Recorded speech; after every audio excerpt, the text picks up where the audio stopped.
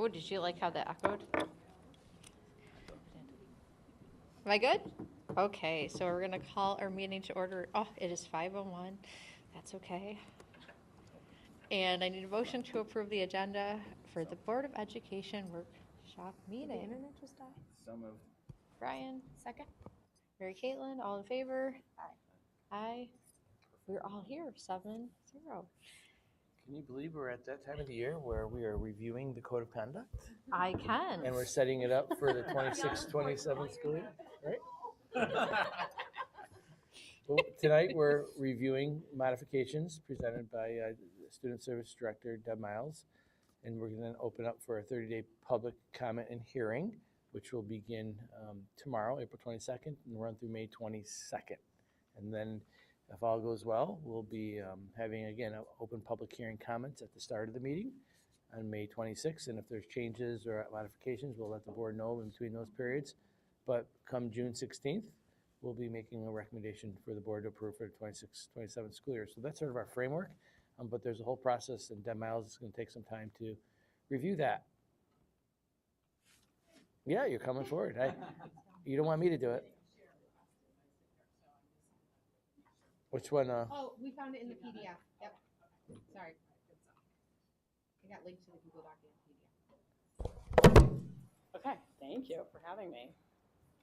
So the good news is this is pretty brief this year, and as Brett indicated, we review the code of conduct every year to just go over it, make sure that we're adhering to it, make sure that it's meeting the day-to-day situations that occur in our buildings, and so forth. So we had an opportunity through the Wellness Committee to take a look at it a couple of different times. I've also had conversations with administrators across the district, and we have made some tweaks to the code of conduct for the past few years after doing the big revision as a district with a very extensive committee. So the good news is that we feel like we have in our hands a very useful, appropriate code of conduct that meets the needs of our students, that addresses needs and things that happen in the building as well as across the district, but also meets kids where they're at and helps teach them some different skills and things to make sure that we're learning from the choices that we make or the things that happen. So with that said, really this year, moving into next year, it's really just some cosmetic changes, if you will, in terms of date changes and updating our pictures so that we keep the code current with current students and such. We're always looking at our digital citizenship area, especially with lots of conversations with Kevin Henchen and Nate Reuter around artificial intelligence and making sure that the code is addressing that. So we had made some tweaks last year regarding that. We did not want to change it again this year because we're still working as a district through staff development to get our teachers on board with how we use AI across the classroom and making sure the teachers know the framework and accept the framework that is being proposed for AI in the district. So once we get a little bit further along the line with that work, then we will we're talking about referencing the framework within the code, and of course your board policy and your board regulations references AI as well. So I think we're pretty good there for right now. One of the recommendations last year was to make sure that the code was accessible, more accessible, easier to find on the website. It is right on the home page, right at the bottom, thanks to Lindsay's help. So you can just click on the area at the bottom and it'll take you directly to the code. It's also embedded in the student services page as well.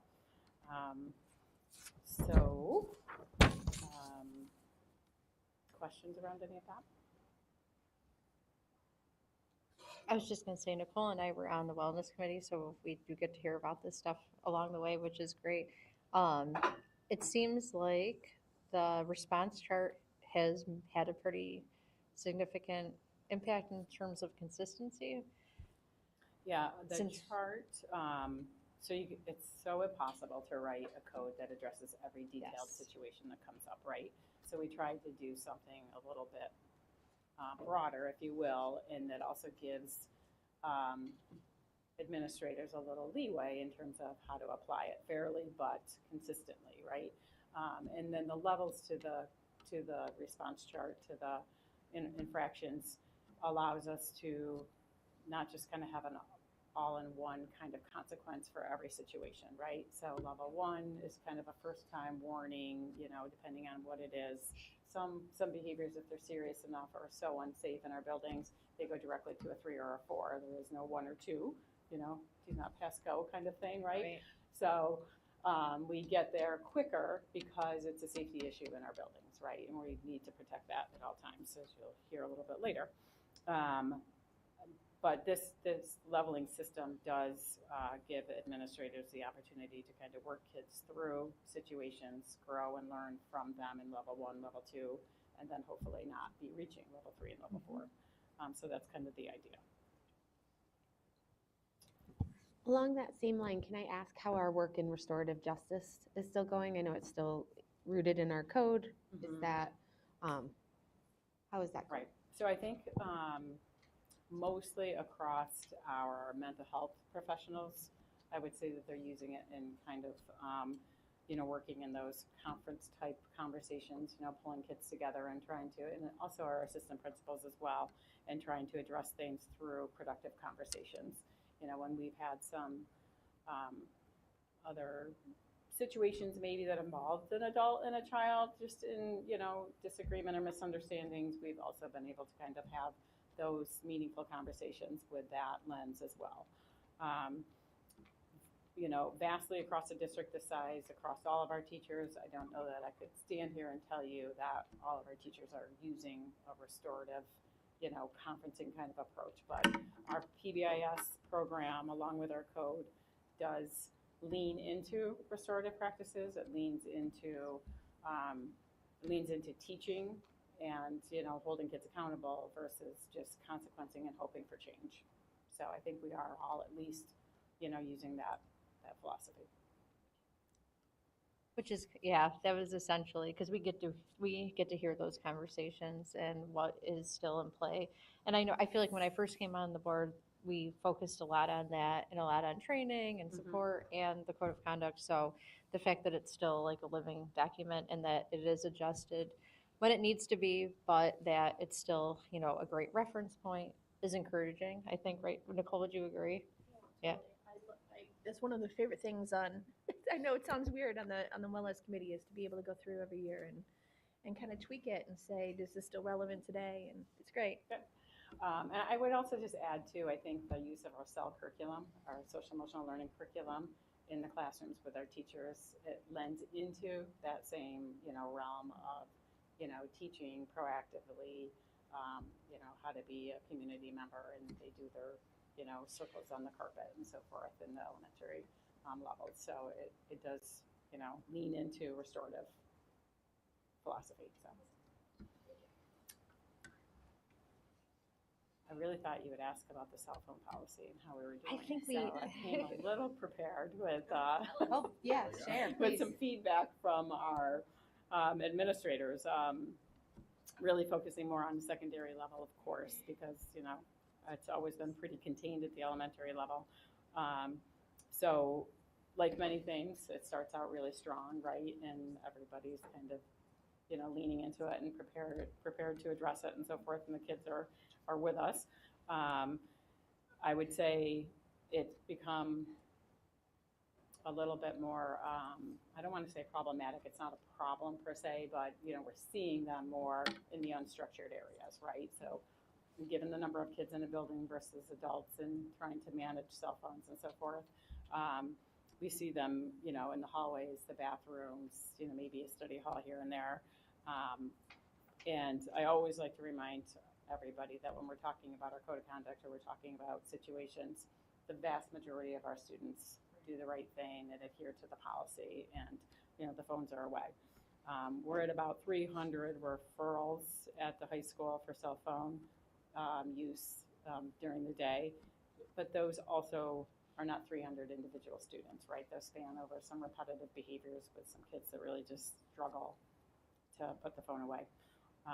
But we work through that also with meeting with students, having conversations with students, having conversations with parents, and then when necessary, confiscating the phone during the day, returning it to them at the end, and assigning consequences after multiple infractions.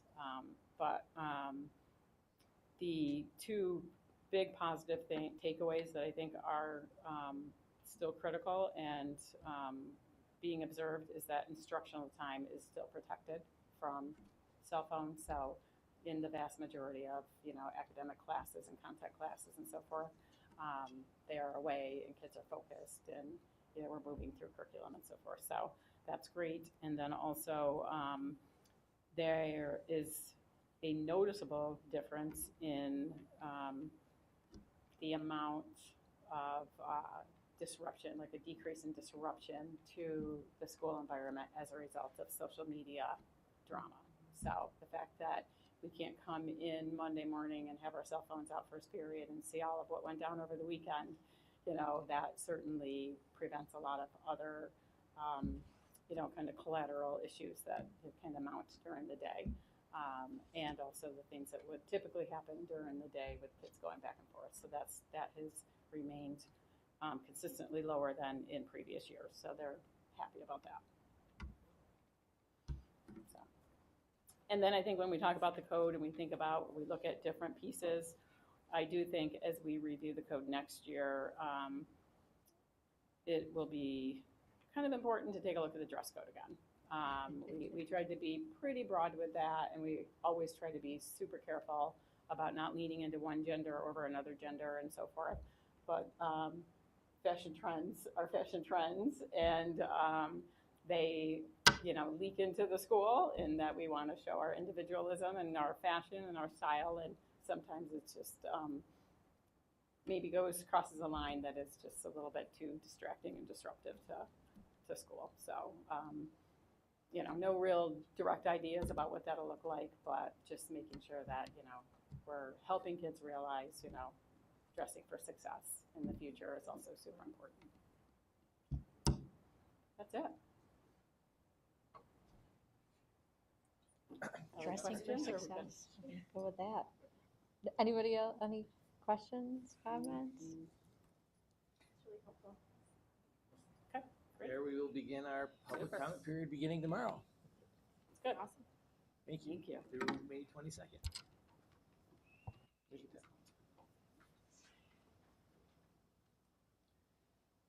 Speaking of, it's that time of the year, we're here to also talk about changes in the process for our district-wide safety plan.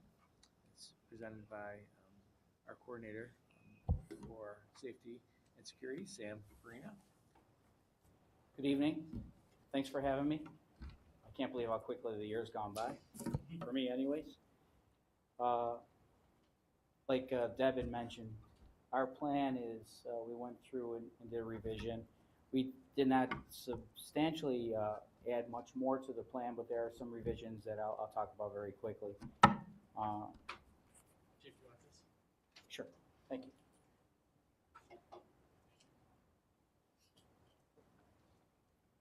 One of the things I wanted to do today is I often come here and I talk about things contextually, and I wanted to put some numbers, some figures together to kind of show you what work is being done from the Century's perspective and around the district. And as we go through this, our philosophy and the premise, and we put this plan together, is what's outlined through the state, but it's pretty much consistent throughout New York when everyone comes together to do their plan. But we do mitigation and prevention, which is really the strong fundamental pieces to this, and our preparedness, and if there is a response, what that response looks like, and unfortunately if there's a response, there's a recovery. So we try the first two to tackle those two with a lot of force and vigor, with the hopes that we don't have to do a response, but if we do a response, I think we're well prepared to do that. One of the things I often think about is, are we providing a safe and secure environment for our kids to come to learn? And we do all we can to do that, from hardening, target hardening, and developing threat assessment teams, and we have sentries and what have you. But I'll ask our representative here from the schools, you yourself and your peers, do you get a sense or a feel that it's a safe environment? Even though we're spending a lot of time, money, and energy and resources to make sure that is, but it also is important that you also, from a realistic standpoint and perception standpoint, you feel that way too. Kind of put you on the spot, didn't No, it? it's okay. Yeah, I would say so. I mentioned this a lot at the legislative breakfast. I know that our centuries are amazing, and that was a big key point that I mentioned to a lot of other representatives from other schools. And I think that like the community built behind the school is really the most important part. And I would say I show up every day and I walk into school and smile at all the centuries, and I feel like it's a great place to be and a very safe place for me. And I know my peers feel the same way. Great, that's great to hear. I'll give you that gift certificate later. We won't talk about how you got that black eye, I don't know. But thank you for that. That's encouraging to hear, because that's definitely our aim, our goal is to not only have these safeguards in place, but to also make you present a place where you feel safe coming into school. So I appreciate that feedback. When we did the plan, it wasn't done just by Sam Farina. There's a district-wide safety team that we met on 2 occasions. Emergency response team has the opportunity to review this plan and our changes. I coordinate with Deb Miles daily on safety and security issues, and also as part of that, she's been doing the yeoman's job getting it out to everybody for their review, as well as hers. All the centuries have seen it, and also law enforcement has seen it, so the Sheriff's Office and the Fairport Police. So I welcome all that review, so that if I'm missing anything, I'm not afraid of feedback and criticism, so we do get that opportunity to get that look-see at our plan every year. Next 30 days, we hope to get some public review. And last year, unfortunately, I don't think I got one comment from the public, which I guess is all right, but I'd rather have some feedback from the public. So I'm hoping maybe this year folks will take the time to take a look at our plan and offer some insights that they may have. So just some of the revisions that have come into play. I know that you've seen this, I put a document together, but I wanted to continue emphasis on hallway management, getting teachers out into the hallway during change of classes. It's very important for that to be seen, to manage the day-to-day operations of the school. Continue with the utility of the centralized operations center. That's been working out very well. Bob Benedict, who's in there daily, has become so proficient at the video system. It's almost scary. I'm afraid to come on campus anymore because I'm afraid to see what he's found out I'm doing. But he's very good at managing that, and he's really our focal point for anything that happens. He's getting, not only taking communication and information in, but getting it out as quick as possible so that we can make some management decisions when it comes to safety and security. We are going to be participating in the Safe Bus Stop program. I could tell you from the county standpoint, so far this year, they've issued 15,000 citations countywide. 15,000 15,000 people have passed school buses. in Monroe County, and I that's am only so half of the disappointed. districts that are online. It's a crazy number, and it's a sad number, but that's the reality of what's happening. The light speed alert system, we've been very good with the AI, and it's reduced our number of false positives. So I think it's learning our system. Even when Deb and I take a look at some of these alerts, we've also tried to temper them so that when we send them out to the principals, they're doing an investigation on something that truly is a concern, and we're not wasting their time. And then our Sorry, can you remind me what the light speed alert yeah, is? so Lightspeed is our AI monitoring mechanism that basically monitors our entire network. And so there's some key Oh, so words I and missed phrases. So, Sorry, now I KMS, we get stuff like that. It targets that. So, which is Kill Myself, and certain things that have come to our attention. And thankfully, there's been situations that we have documented where there have been children in crisis outside of school hours that we've been able to get care and to them as quickly as possible. So it's worked out very well for us. Also added to the plan, the power outage protocol. We took another look at that based upon what took place at Dudley and Northside this year, and some of the pitfalls that occurred was a learning experience for us. So hopefully that's been put into play here, and so we're going to practice that a little bit more. I've been talking to Jeremy and some of our folks to do some drills and some tabletop exercises around that. So we're prepared if we have a power outage again down the road. I gotta give kudos to them though, because I was actually there for a kid birthday lunch, and the whole district has worked so hard at like just okay, we're just gonna stay calm and we're gonna figure it out, and like there's a million things coming at us, but you guys have done really well that it was handled very calmly. Although the kids still talk about it, like the blackout of 2026 will be lore in there. I call it the wedding day, and wedding day always looks great, but I'm really proud of the team, how they went after it and just talked about all the things that we needed to look at and review and do better. That was a really important moment because it spoke to the trust and the collaboration, and that's always improved. But you're right, it felt seamless, and then you dug deeper, and we found ways we can improve. But there's nothing wrong with hot washing these and learning from them and being better prepared next time. So I'm glad the kids got a kick out of it. That's- And I was just kind of hanging out in the classroom, and it was, can I go to the bathroom? No, I really have to go to the bathroom because all the north side bathrooms don't have windows. So it was like, it's dark. And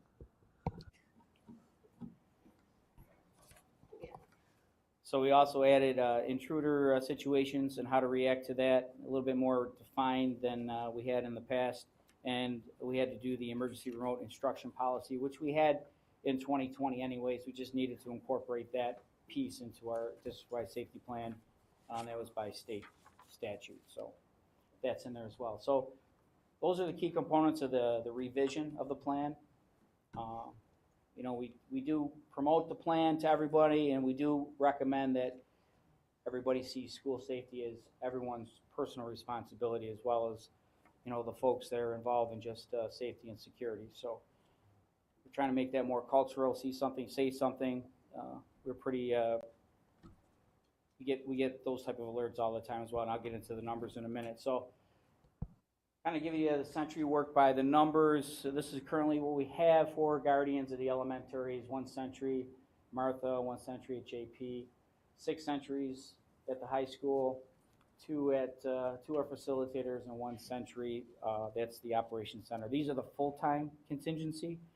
In conjunction with this, we have part-time folks that help out with lunchtime period and wherever else they may be needed during the course of the day. So that's our primary contingency right now as it stands. And as we look at what they've been doing, our other 35 we have per diem. Most of them are former law enforcement, doing special events in athletics. Just in this period from September till April 1st, we've done 1,401 details and events where we provided some type of sentry or security as part of. So, and it seems like a lot. What's interesting is we could really do a lot more if we had the time, personnel, and the money, because there's a lot of activities go on here in Fairport Schools. So we're strategic on where we put sentries based upon size of the crowd and that type of thing or the event.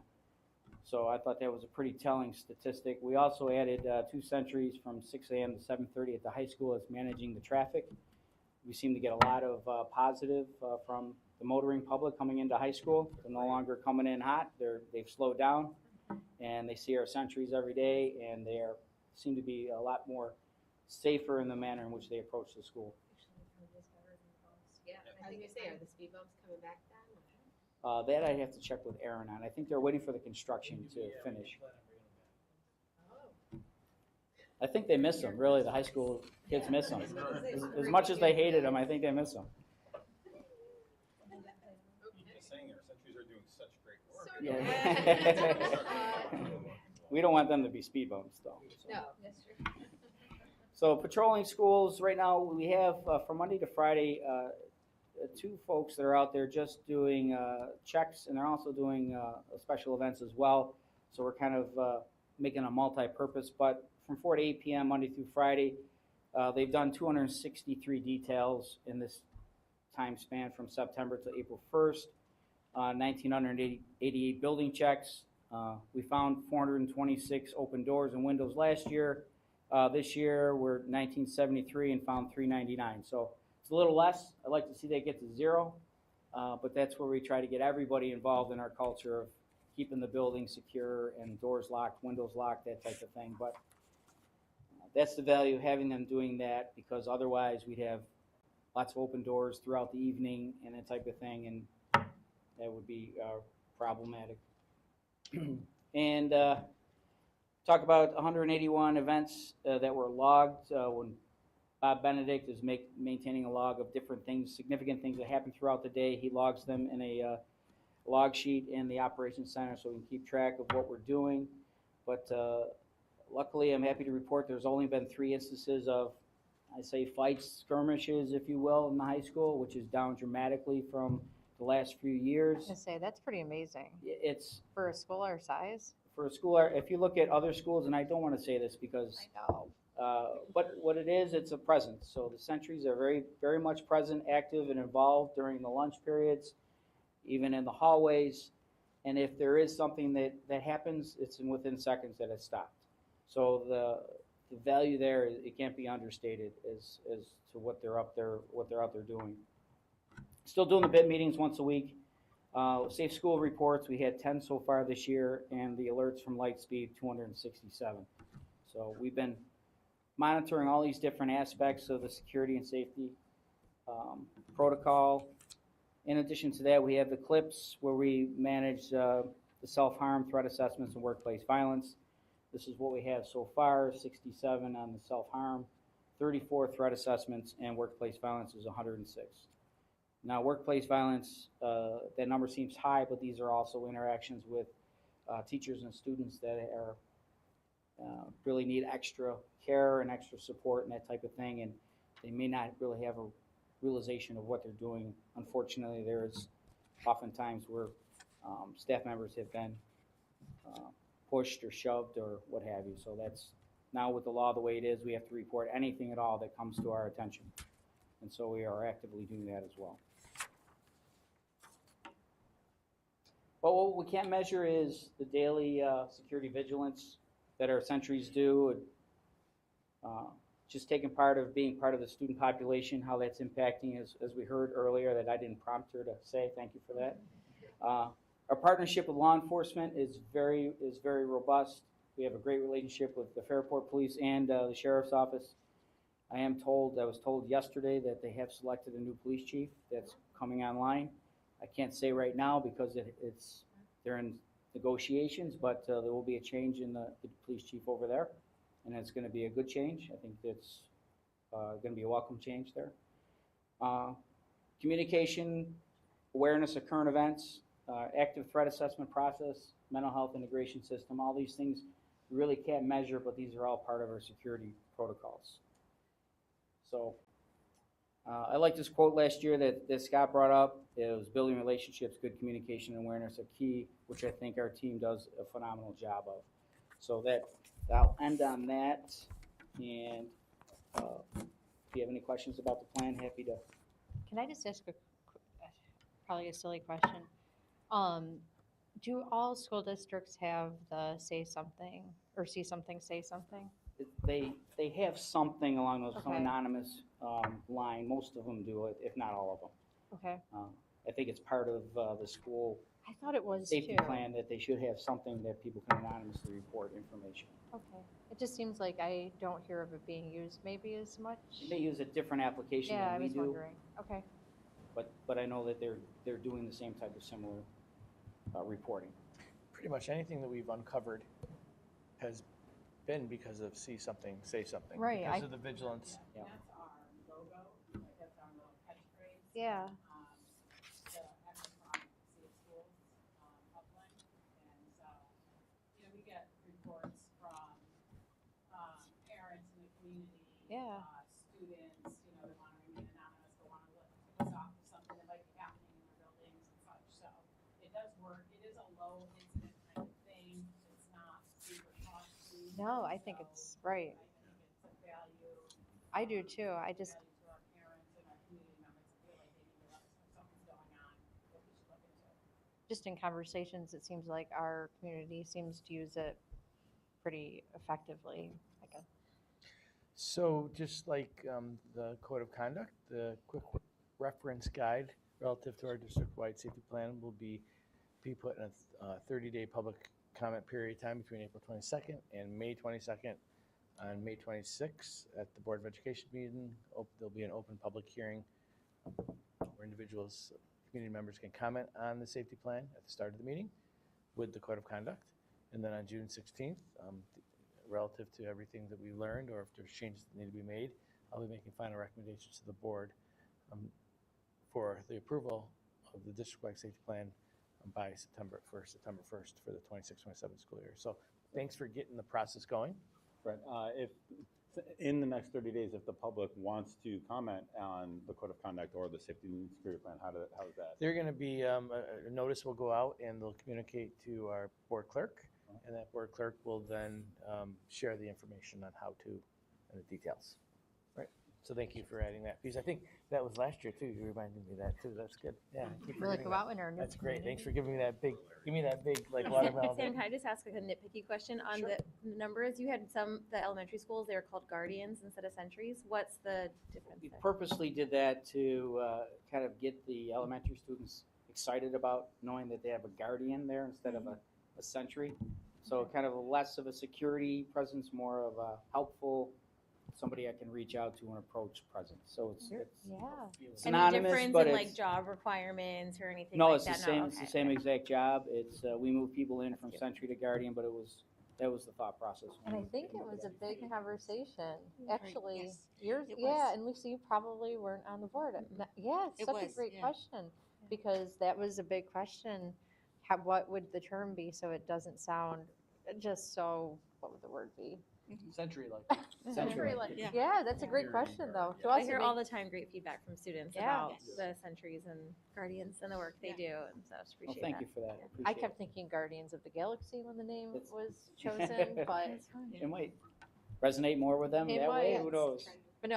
that's a great question. And they even got shout outs in the graduation Oh. speeches last year and They did. everything. Like it's just Mhm. really You neat. know you So made thanks it. for it. Yeah. You know, Yeah.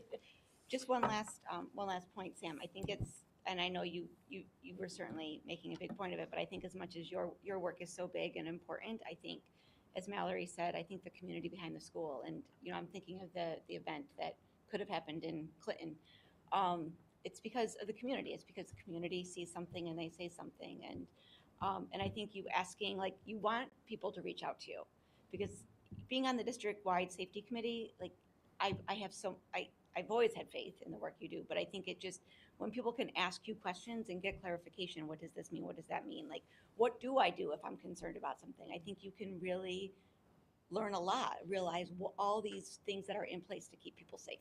So I do encourage people to reach out or use the public comment period. Thank you for that. Mhm. If I could just add one thing, because I know Doug is on his last lap around the school.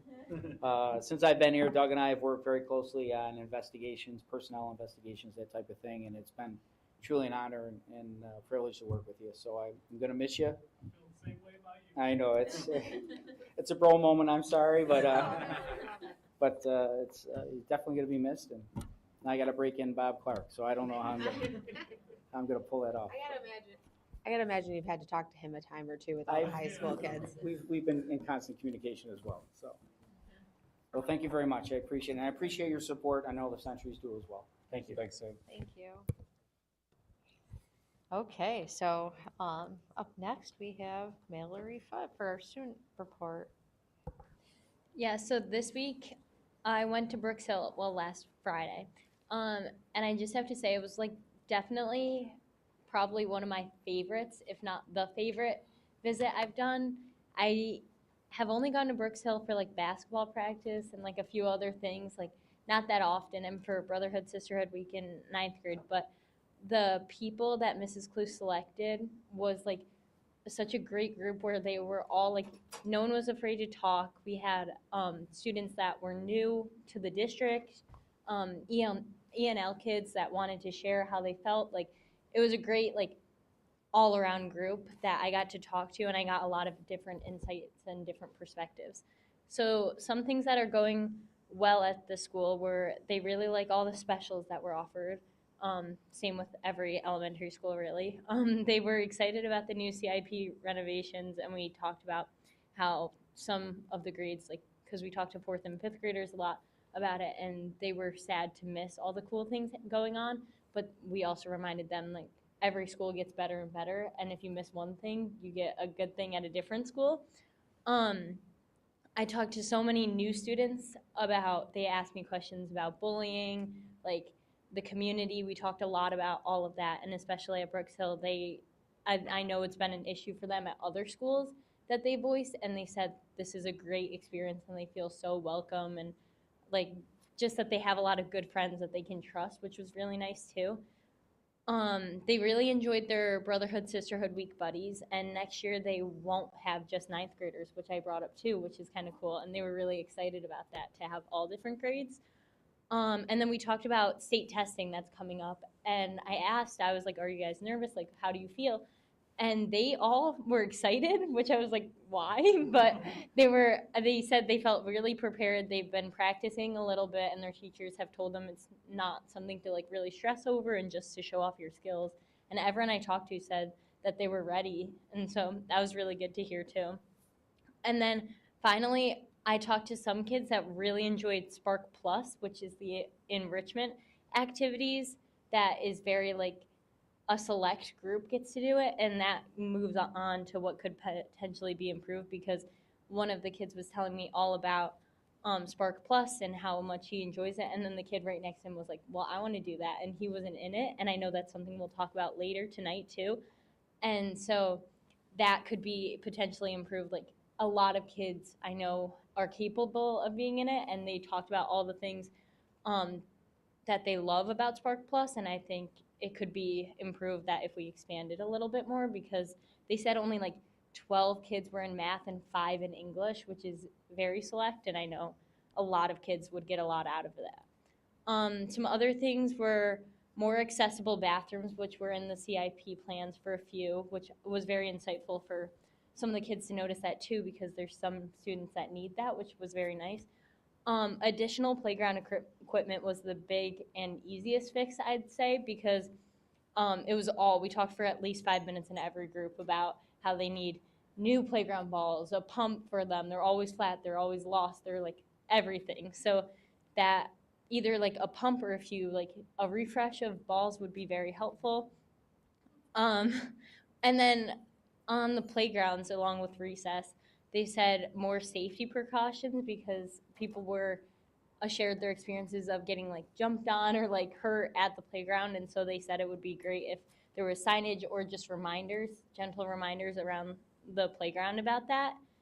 And yeah, that's really it. But that was a really good experience, and I thought I learned a lot from them, and I think they learned a few things from me too. So what's happening around our district? Hundreds of students and families attended Spark Night, where presenters from businesses, local universities, professional workplaces came to FHS to share where STEM can take our students through education and careers, and I know that was very successful. The district-wide art show is underway at the Parrington Square Mall, where artwork is displayed through April 23rd, so it's coming to an end, but that's really exciting, and we talked about that in my visit too. Members of our NASA Hunch team will compete in the NASA Final Design Showcase in Houston, Texas, April 26th through the 29th, thanks to their lunar sample container design. And then over 300 FHS musicians performed in the Prisms concert last week, which was really fun. I know there were 19 groups that went on, which was crazy but very fun, and I was the last one to go on. Yeah, so it was yes, I came straight from my flag football game, but it was great. Unified basketball has just started, and both teams have their first games this week, and I know senior night is May 18th, and the Red Zone club has sent out information to all varsity sports, and they're trying to get a big group to come support, because it's Fairport 1's team versus Fairport 2's team. And so both my flag football coach and varsity soccer coach have talked about coming to that, which is really nice to hear. And then going on to that, this is one of my favorite things. One of our very own Fairport alumni, Nick Ferry, ran for the Doug Flutie Foundation for Autism in the Boston Marathon yesterday, and he ran a 2 hour, 51 minute, and 13 second, which is roughly around a 6.5 minute mile for the Boston Marathon. And he's one of my very good personal friends, so it's really cool that he got that opportunity. And a few things that are coming up. Prom for juniors is May 16th at Locust Hill, and tickets go on sale tomorrow through next Tuesday. Senior ball is May 30th at Cary Lake, and tickets go on sale, I think, in 2 weeks. And then class elections at the high school is starting, and voting will be on May 20th. AP exams start May 4th, and then career information night is April 24th. So lots of fun, exciting things. All those amazing things happening, but you forgot something very important today. The hoedown. Oh, yes, and I got second place. I know, I was. Yes, so the hoedown was today, and yeah, I got a free pizza from Clausen's. So that was very exciting, but that was a lot of fun today. Yeah, but yeah, a lot of good things. Valerie, I have a question. When you do the interviews with the elementary school students and talk to them, how does that feedback get to the principals of the buildings, or how does that work? It really depends on each group. Sometimes, depending on the day, like, and what the principal's schedule is, like, they'll be sitting in on the, like, interview or, like, meeting that we have, and then other times, they'll be walking around and we'll just share when we're walking out, like, the quick bullet notes or, like, key takeaways. But for this time, Mrs. Clue stayed, like, the whole time, and then she would also leave to grab, like, the next group and get them started. But it depends. It's usually the principal stays, and sometimes the assistant principal will come in and check in, but it's mostly that. Yeah. One more question, Mallory, and if you don't know, this might be to everybody. Unified basketball, is that outside Fairport as well? I know this. You do? I'm Okay. I play unified basketball, so that's why I was sharing about it. Okay. Could you like, share just a little bit more about yeah, it? It's my favorite thing I've ever done. Like, I'm playing flag football and unified, and, like, my mom was like, Mallory, you're doing too much. And I was like, well, unified's not an option to give up, so that's why. It is a varsity sport. Like, it was my first varsity letter I ever got. And then we have 2 teams, and Coach DeMay is one of the coaches, and then Coach Schwartz is the other. And basically we have tryouts for, like, 2 weeks. It's practices 3 times a week, and not as much of a commitment. Like, we have 2 games a week. But it's so fun, and there's players and then athletes and partners, and usually it's 3 athletes and 2 partners on the court at once. And tomorrow we have a game at Hilton, so, like, we get to travel, and then finals are a Nazareth culminating event, and it's during school one day. And last year we did, like, a whole send-off, which was really fun. Like, we wore our jerseys to school and walked through the hallways.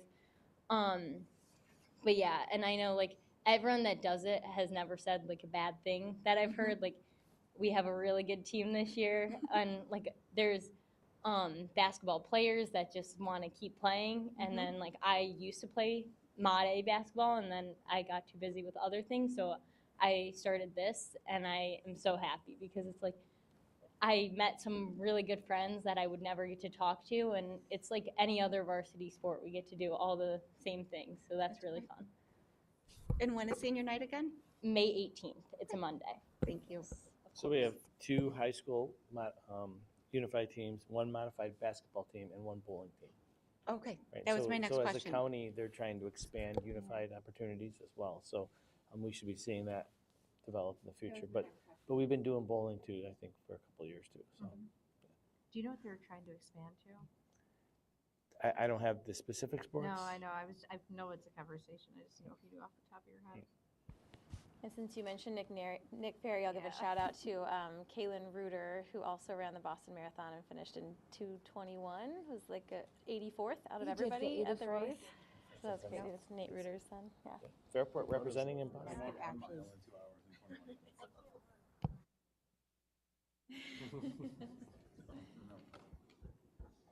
But also, we have a lot of kids participating in track this year. I mean, it's in every season, and you know, they're handling not having a track right now really well. But that program just, I mean, we're turned out some good runners apparently. Turning out runners.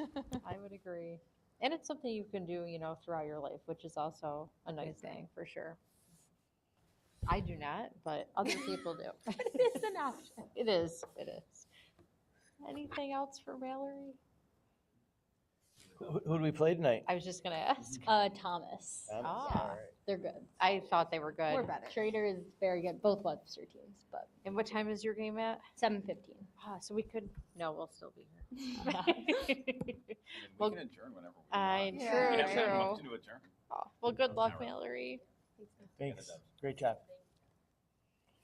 Okay, so up next are Talking about curriculum writing, and then we'll naturally flow into a conversation on some of the shifts that are occurring. And I think that that's a conversation the board is interested in having. And there's no other person better to talk about all the MTSS work that we're doing and the shifts that we'll be looking to develop and maximize our programming.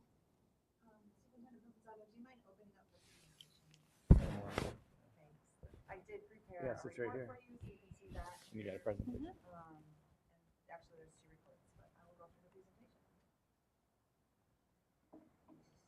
There she goes. It's because Gemini's trying to force things. All right. You need a. No, I'm like, Oh, a mic?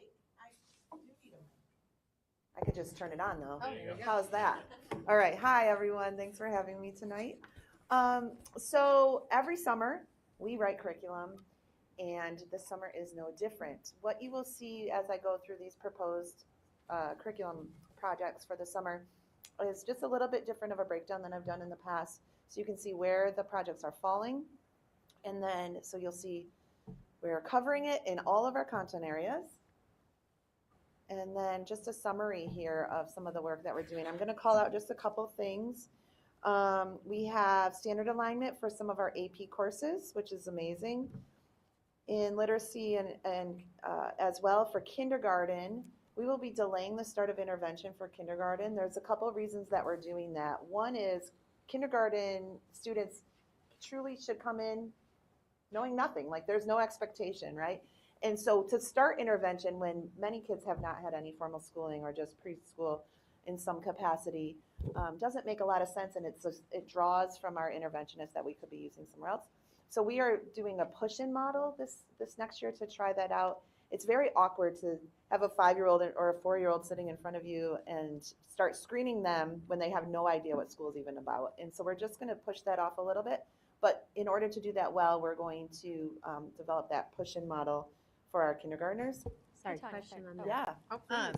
So that is purely for like literacy and math, but if you have something like speech or OT. Oh yeah, you get those Same skills. question. Yes, Okay. yes, absolutely. If you have any mandated, sorry, if you have any mandated services, those will still happen as they always would. This is about intervention for math or science or math or reading, as in you at kindergarten don't know your letter names yet or your number names yet. Okay. Can I ask another quick question? Yeah. So for incoming kindergartners, and Mary Caitlin, I could have asked you this because you might know, but did we change the way we're doing screening in the spring? We've changed it recently, but not since last year. Okay, The I didn't know if it same changed way. since last year, Yep. so it is the same as last Mhm, year. It's the same as Okay. last year. And any of our students that are already in UPK don't need to come to that screening, so they got a different memo from us. But yeah, it's different but same as the last couple of years. I just know with COVID and it's, it has Yep, looked different yep, over we've the tried a years. few different variations, and really, it's mostly about just putting eyes on kids Yep. and seeing what they look That's like, yeah. how they are in a large space without their parent right next to them. See what happens, and then we try to divvy up the kiddos and make sure they're in the right spots. And because we have some busy buddies that have never been in a line before, and we have some friends that will follow every rule that you ever put in front of them. Tanya, sorry, just one more thing. yeah. So with the related services, so there are some students who will be coming in from CPSE with an IEP and some who are just intended to have building level services. Yeah. So will the building level services also start pretty quickly like an IEP would, or are those also subject to more of the 8 And when you weeks say building later? services, are you referring to an IEP as well? Like or- students who are getting SLIP? speech, SLIP, yeah. Okay. If students are getting SLIP, we'll start that as soon as we start everything else. Okay. Yeah, there shouldn't be a delay as long as they're identified already. Okay, thanks. I'll skip down to social studies. Again, there's some AP work happening there. We're looking at some cross-curricular projects between AP US and AP African American Studies, which is pretty exciting. This will be our second year of AP African American Studies. In the humanities lens, again, just updating some of our modules. We're looking at our year-end writing expectations. And one of my favorite projects that I'm going to call out is the Writing Revolution that you see in middle school English. The Writing Revolution is a model for writing that is supposed to span across an entire school district, really starts in grade 3 and across all content areas. And it gives you the frame for writing. So if you've ever seen your kids come home with like the paragraph sandwich or the paragraph hamburger, a bun, lettuce, like all the details, it's that on steroids, and it's so good. And we have a few, Jackie Sutter and her team have been running a book study. I think this is our second year running the book study. And she's got some early adopters that are all about it. And we're excited to see what that looks like in the middle school. So stay tuned. All right, continuing on, math. We'll be looking at adjusting our scope and sequence based on our new Regents exams. We are making sure that our geo labs and our math labs in the middle schools are really aligned to the new content standards and supporting students as they continue to do that work. We're doing a major overhaul to compacted grade 6. Anybody have kids going into 6th grade next year? Okay. Just because all of the standards are shifting, so we've got to back that up to grade 6. And then some work in our expressions as well. You'll see in science, we still have some new curricula to adopt in earth science, bio, chemistry, and physics. Just a little bit of work to do there.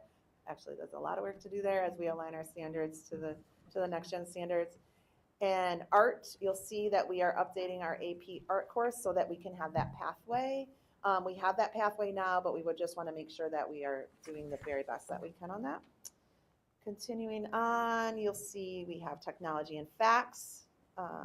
We've got some new units being developed in consumer auto, which is exciting as we wait for our new auto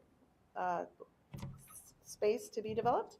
Our child development course is working with MCC for that dual credit. Oh my gosh, we're actually doing it? Yeah. That is so exciting. Yeah. I'm sorry, but it's been like talked about since I got on the board. Well, I had no idea I would have started with that. Sorry. Yay! No, that's amazing. Okay. That's amazing. And actually, on a side note, Jeremy and I believe it's tomorrow, Jeremy, we have a meeting with BOCES to explore the COSER, a new COSER that exists. So a COSER is where we can share costs. And there's a new BOCES COSER that allows for dual credit and AP courses to be supplemented. So we are going to do some research on that. We'll be back with a report and a recommendation on that. And so it really would be a very much of a cost savings for a lot of our families as we continue. We offer so many dual credit courses and so many AP courses that it really becomes quite burdensome financially. So we will get back to you on that. We've also got some work happening in our student services and special education. So that's listed there. Our world languages. Kevin Henshin is actually sitting on the new, the world languages New York State committee on looking at those new standards. So that's exciting to have that very direct connection to the new work that's being done. And you'll see here with health, library, media, and Spark, I'm going to talk about those in detail in just a second because those are in response to some of the shifts we're making in our programming. So you see those called out specifically, sequencing of the mandated health units, updating our K-5 units in library, making sure our 612 is aligned across our buildings, and then Spark, as Mallory very nicely mentioned for us, that students love Spark Plus, and there will be Spark Plus for all next year, and we are excited about that. So I'm going to talk about that in a second. All right. Now, I do want to note that these are not the only projects that we do. These are the projects that we do that get run through the BOCES COSER for summer. But we have a lot of our TOSAs and our lead teachers have summer work, summer hours that they do. And through those summer hours, we're working on other projects as well. But it's not an additional cost. It's part of their contracts. So we will continue to do lots of work with all of our people. Okay, I'm shifting gears to the shifts. So we've talked about this, I believe. Did we talk about this at the last board meeting? Maybe tiny? No, not at all. Okay, well, hello. Let's talk about the shifts that are happening in Fairport. As we know, we've had to make some very, very difficult decisions as far as staffing and programs. And so what I put together for everyone is a summary of the shifts that are happening as a result of our budget situation, the impact that that has directly on the programs that exist, and then what we're doing as a response and planning. Most of the shifts are happening in our elementary schools at this point, so we're going to reduce our health programming. Unfortunately, that resulted in a few layoffs. We're moving from now, health is a non-mandated special for elementary school. It does have mandated lessons. So we're not getting rid of our mandated lessons. We're just moving away from it as a 1 out of 5 special. So right now our kids have health once every 5 days. And we will be moving back to a model that we used to have in Fairport prior to the influx of COVID money, which is going to be delivered by a traveling health teacher. So I've actually started those meetings already, met with Fritz, our lead teacher for health, and the traveling health teacher to talk about what this looks like, how are we going to sequence our curriculum and lessons across all 4 of our elementary schools, and then what aren't we covering that needs to be covered in other places. So I'll give an example of digital safety. So health would do a digital safety unit probably in every grade level. I've got my health notes over there. But we can also do that through Spark. We can also do that through library. And so while we're crosswalking this, we're making sure that we're not leaving anything off the table that kids need to have to be healthy and safe as K-5 students. So there's curriculum writing dedicated to that. We are also increasing our library program. Right now, students see our librarians directly once every 10 days, and we're going to be increasing to once every 5 days. That is very common model in our neighboring districts. But it is a shift, and we recognize that it's a shift, and so we're working through that with our librarians. Brett and I met with the librarians a couple weeks ago, and then last Friday I met with the lead librarian again just to go over some more things. We meet again on Thursday. We'll be doing curriculum planning. We've got hours dedicated to our librarians to make sure that we can lift those things. And we're going to have to be making some similar decisions. Although it's an increase in contact time with kids, it's a decrease in the stuff that you don't see happening on the day-to-day in a library. The ordering of books, the interlibrary loans, the hunting down this rare, I need this blue whale shark, something that a kid's obsessed with, right? The stuff that happens behind the scenes that we don't know about, curating of our collections, all of that. So we are working again to look at what is currently happening in the library structure and where else could those things live. I'll give an example there that we talked about the other day. No decisions have been made on any of these. We're making sure that we're doing this with our teachers and not to them. But an example from the time I spent with the librarian on Friday was they do a unit in 2nd grade where the librarians teach them how to use Book Creator.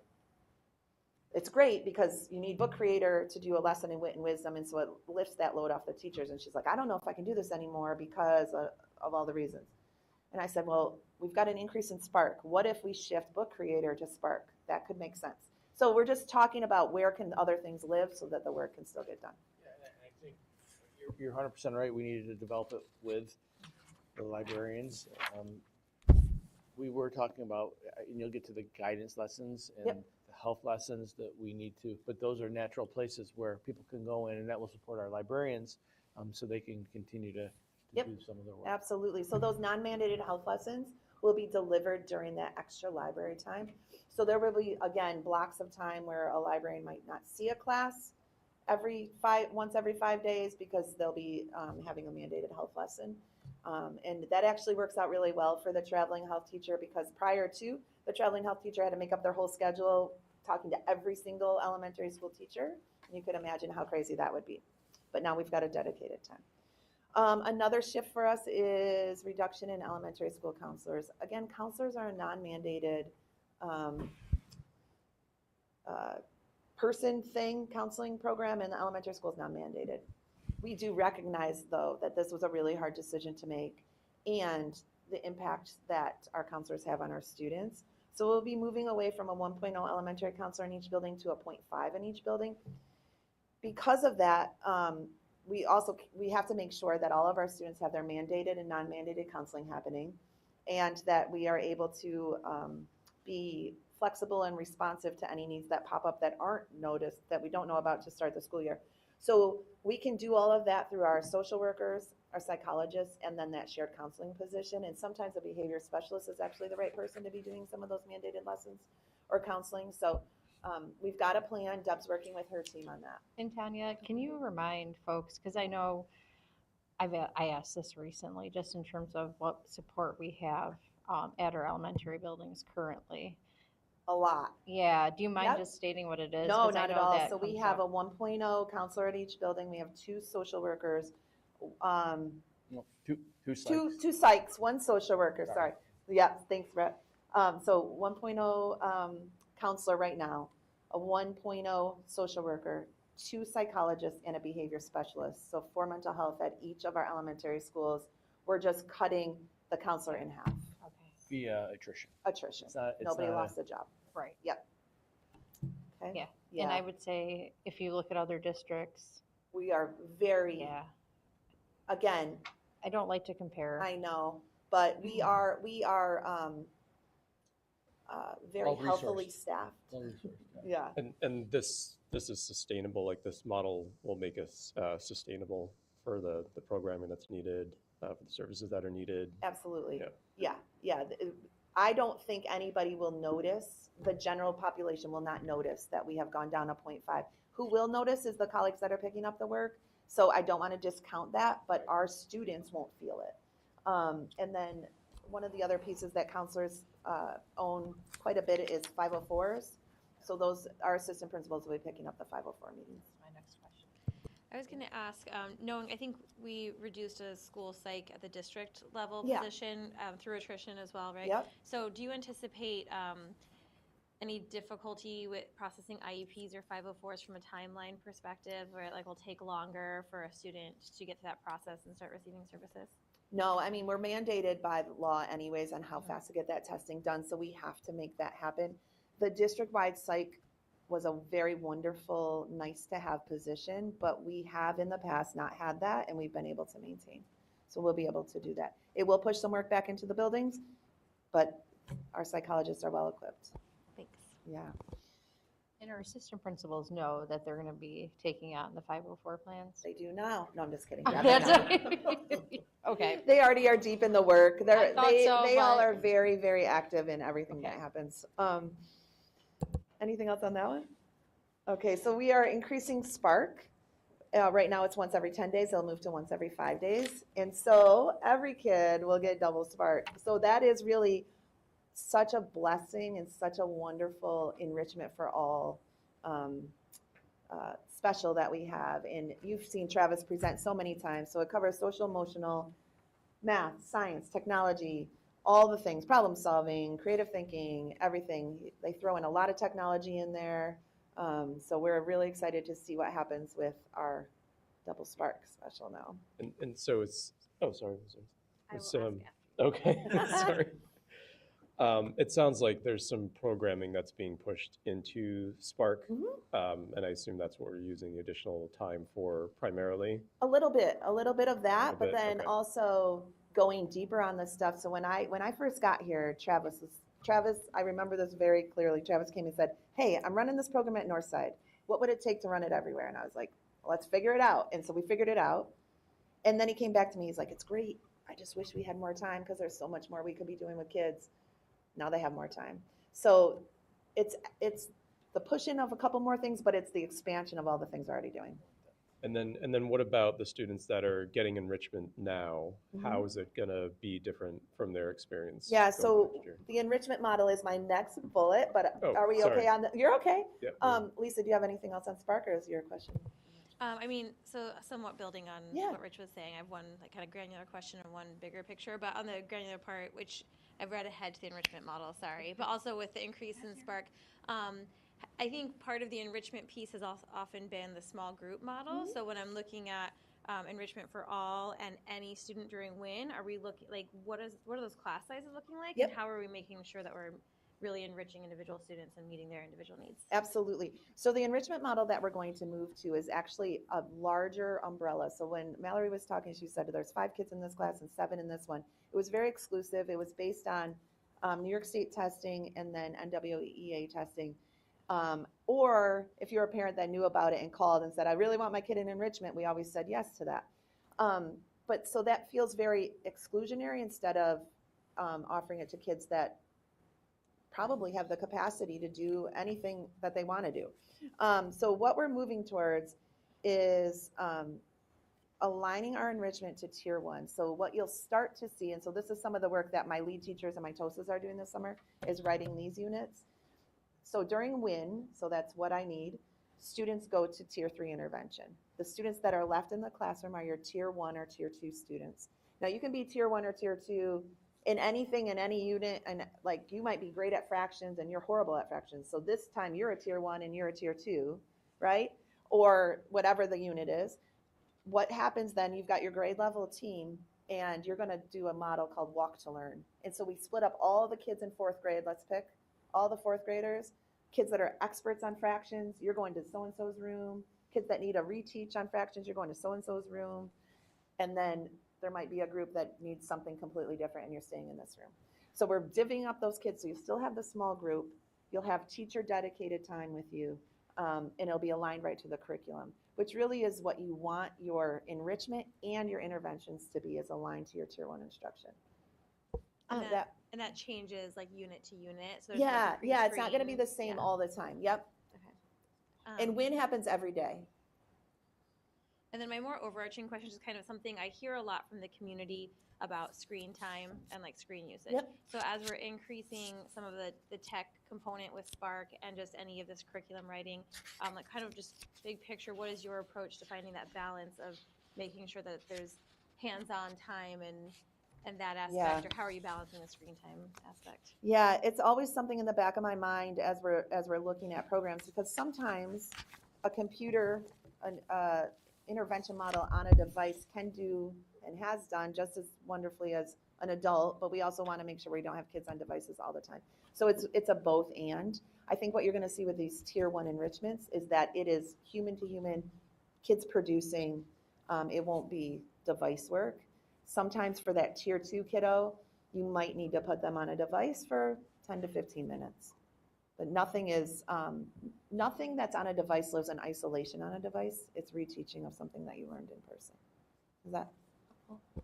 Yeah, thank you. You're As welcome. one member of the board, I just appreciate all the No, efforts to do like collaborative, hands-on, that kind of Absolutely. thing. But again, that's just speaking as Lisa. And I feel like not whenever on behalf we've of the board. toured Spark or heard about it from folks, it is way more of the hands-on. It I is. know there's like coding, but I think sometimes people automatically go to, you're gonna be on a computer, but I feel like rarely have we yeah. seen kids on computers in Yeah, you Spark. will for parts of the units, like let's Yeah. say you're doing stop motion animation. True. Eventually, you're going to have to be on a device, but there's so much more that happens before you take out your iPad and start recording, right? I So think there's a big difference between like using the device for something that when you actually learn how to do this, you're going to be using that device to actually perform this function or Right. do this activity versus learning a completely separate activity through a computer program that's just there. Yeah. Yep. Yeah, and the value of screen time is different, right, than just like watching a YouTube video versus something that's Right, and I intellectually think we would all stimulating, agree. right? Oh, definitely. Yeah. I just appreciate like Yeah. having that conversation, Oh, like in yeah. a public meeting, that we're not just like putting kids on screens and Spark for more time, but just to be able to No. put that out there. And I know I see that Absolutely. great work you guys are doing, but I Thank you. appreciate And I that. think as a board, like we want to understand if teachers prefer more human to human, but feel that there are challenges and that we have to rely on screens or devices because of other factors, right? We want to understand that, and we want to be able to accommodate teachers that are looking for more human to human. Yeah, has anybody, when you've done a visit, seen the 95% lessons? Yes. Have you done any of those? Yeah, so that's a great example of there's a prompt up on your screen, but it's not that. You're not on a screen. You're thinking, writing, calling out. So that's a good example of it. Same thing with our wit and wisdom lessons, or arts and letters that it is now. There's a PowerPoint, but there's so much rich discussion that's happening, and then your product is not a computer-based product. Yeah, so it's a balance always. Yeah, So Caitlin. I have 2 elementary kiddos, and right now there's some good things happening in WIN, in my experience, right? Yeah. Just 2 kiddo experience.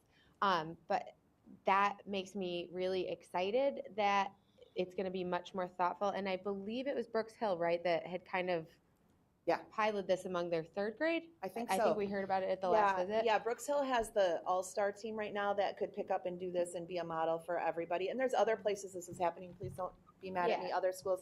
But yes, Brooks Hill. But yeah, so I think, and this is part of the screen time concern, right? I think in particular for our older kiddo, she would finish whatever she needed to do, and her teacher needed to do some support for other students, so she would have access to a little extra time.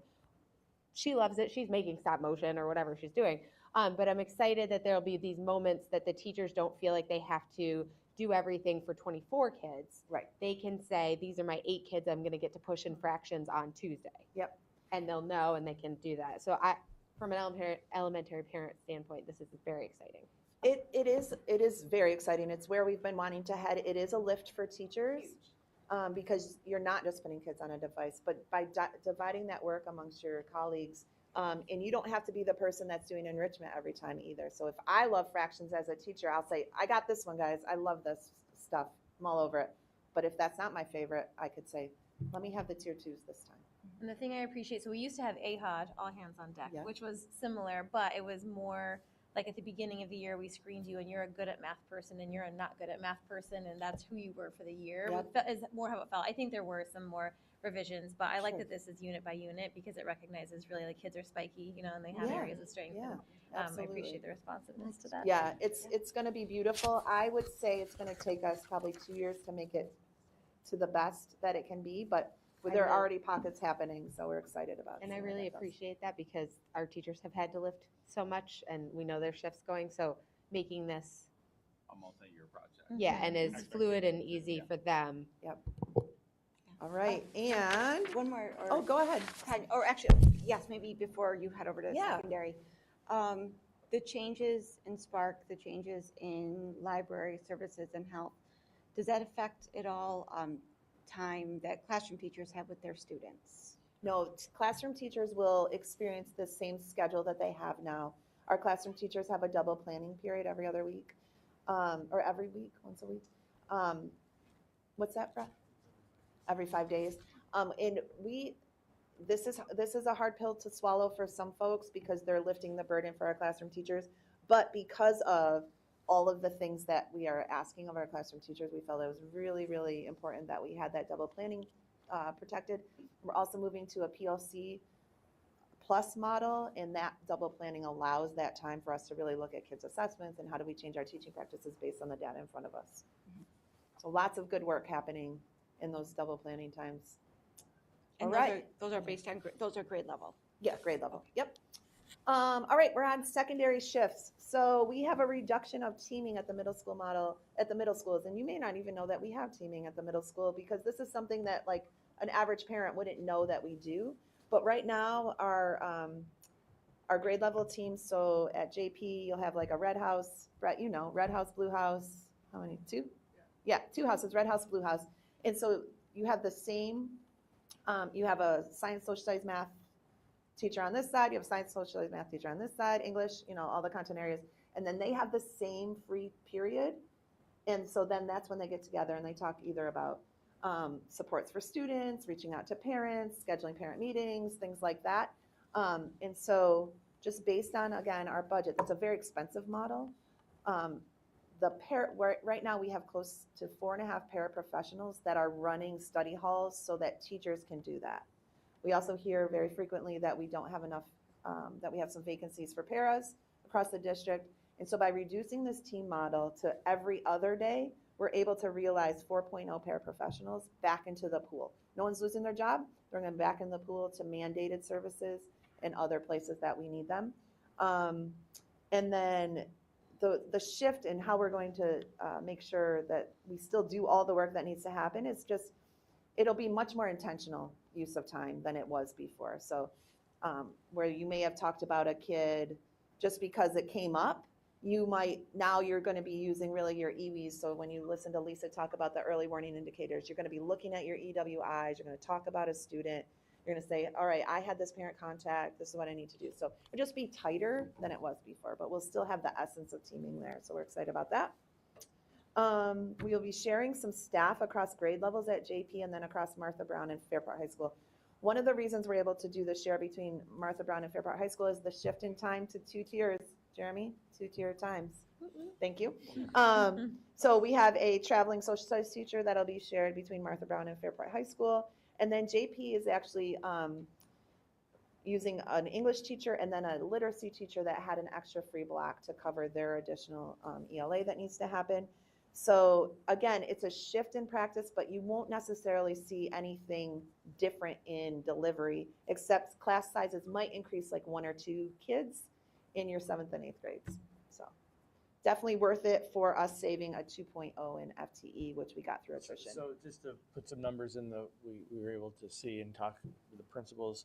When you're looking at teaming in 7th and 8th grade, the class sizes range from anywhere from 18 to 20, right? 18, 21. This will increase their class sizes from 22 to 23, in some cases 24. So you've added some students by consolidating or taking advantage of attrition, but you've also increased class sizes to a credible size within our targets. Yep. So are class sizes increased because of we're not teaming or because of attrition? Class sizes are increased because we're going to be sharing staff. So Okay. where I'm going to use Mark Traywitz. Mark Traywitz is retiring. He's an 8th grade English teacher. Instead of replacing Mark, we have an English teacher that'll be teaching some 8th and some 7th. Right. That means more kids need to be in those classes just to collapse divide a the kids up. section. Yeah, yeah. So that's where we get the attrition. Yeah. And are we savings. teaming at 6th grade? Yeah, we team at 6. Okay. It's just 7th and 8th. It's just 7th and 8th. Okay. Well, we're only sharing staff in 7th and 8th, and that has to do with certification. Right. That's what I was going to say. It's because you have the K6. Yeah, most of our people have a K6 cert. Okay, that teach sixth. but students who are coming into 6th grade at either Martha Brown or Joanna Perrin, they'll still kind of They still have a those teaming model. same, yes. I think that's just so That's a valuable great for thing to those kids point out. transitioning in. The teachers are podded, right? Podded, They're like, yes. Yep. they teach. So the you still content. have your pod. You still have your pod. Yep. It's great. And the reading teacher that will cover one of the ELA classes, does that take away from time No. she would be like analyzing She data? was servicing last year a student who had 1-to-1 reading Okay. and no longer has that student. So we had room in her schedule. And then will they still be able to push into some of the special ed classes? Oh yeah, anything that's supposed to be, anything that's mandated on IEPs will still be following all Okay. those models. Yeah. Okay, almost done. So that's it for secondary.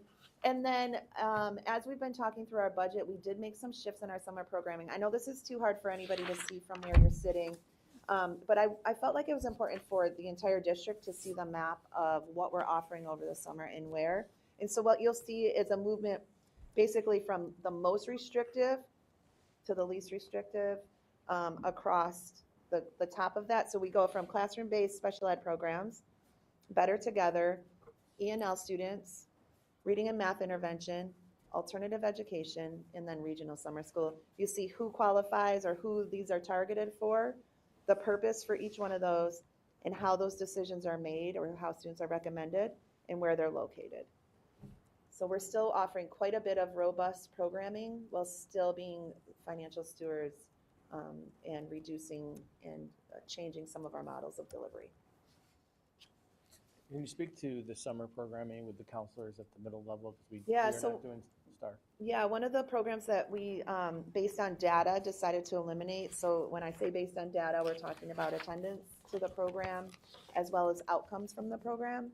And so we made 2 decisions that impacted the budget in a positive way. We went from in-person math and reading intervention K-8 to remote.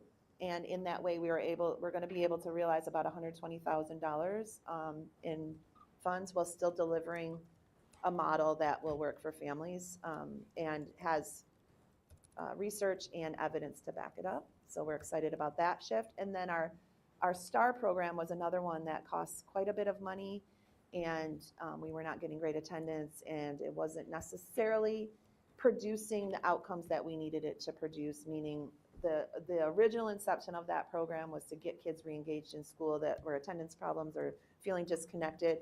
And what we saw was there was no change in attendance after attending the program. And they actually weren't really coming to the program frequently. So summer hours. So our counselors always have summer hours. And we have a structure in which we can identify students that need us to intervene as far as making connections intentionally, making sure that they feel connected to schools, reaching out to families to make sure that we can help with any barriers over the summer. And so our summer counselors will be doing that, or our counselors will be doing that over the summer, and logging those interventions right into Panorama. So we're feeling like that will actually widen the net a little bit more because the counselors can reach out to more students in that way. And then the ENL students will still have an Yep, option. so ENL is still on here, so we actually are adding an ENL layer. We will be servicing students who are newcomers, SIFE, so that's students with interrupted formal education, or those scoring on an entering or emerging on their NYSES slot. So that's K-12. In the past, we've done K-5. At points, we've done K-8. We are also expanding this out to our 9th through 12th grade students as well. So we'll be running three programs, elementary K-5, a 6-8, and a 9-12, but that 9-12 is actually going to be housed in the same place as our 6-8 kids so that we can kind of mix and match students as needed and use an English teacher across both areas. And students will get transportation? Yep, Okay. yep. For all of the in-person programs, students have transportation.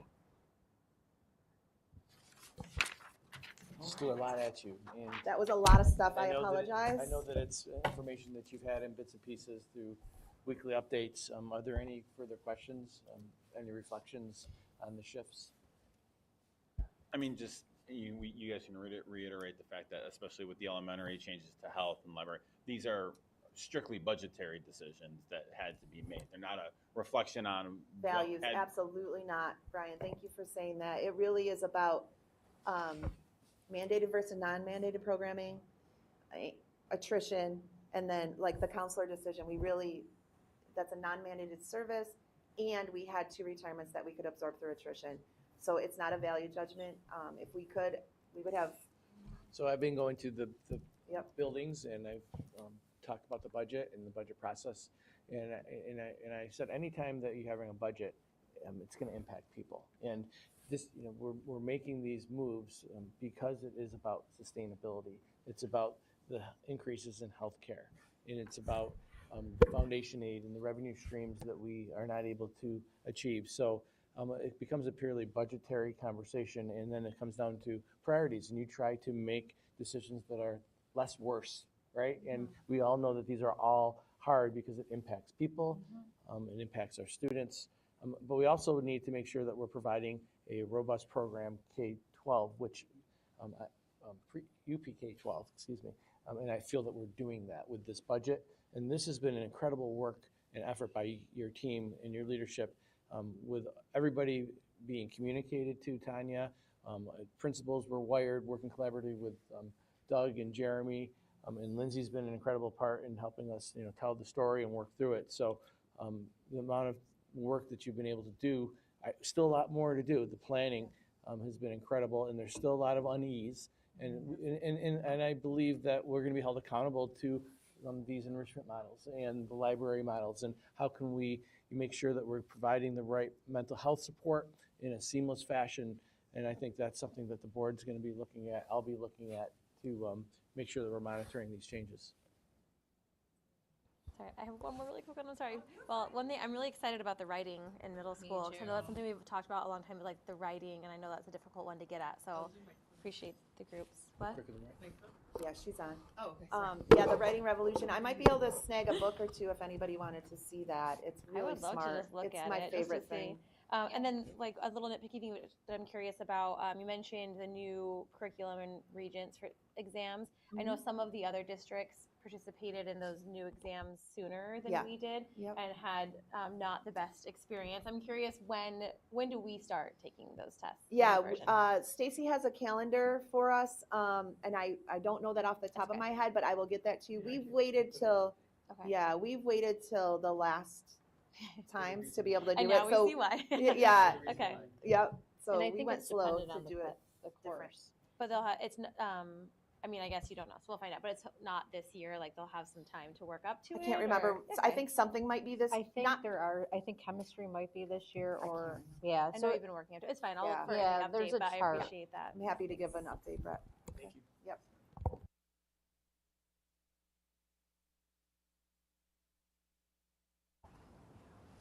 okay. Any other discussion around it? Okay, so I need a motion to enter into executive session to matters pertaining to the stated information on the agenda. So moved. Mary Caitlin, Brian, all in favor? Aye. Aye, 7-0. We will reconvene just to adjourn, so you will not be missing anything if you're watching from home, and we will be back at 7 for our business meeting, so, thanks.